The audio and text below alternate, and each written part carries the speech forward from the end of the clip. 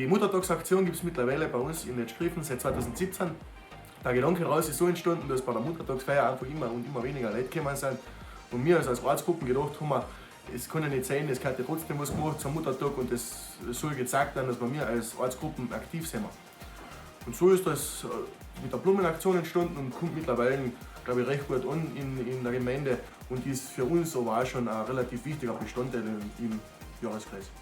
Das Ganze läuft uns so ab, dass wir im Vorhinein die Blumen und das Verpackungsmaterial organisieren, dann uns bei einem Mitglied daheim treffen und das Ganze eben verpacken und dann im Anschluss auch gleich an die Mütter in der Gemeinde ausführen. Das Ganze ist für uns auch ziemlich cool, da wir ein bisschen umkommen, die Haushalte besser kennenlernen und natürlich dann auch gleich die Freude von den Müttern direkt sehen.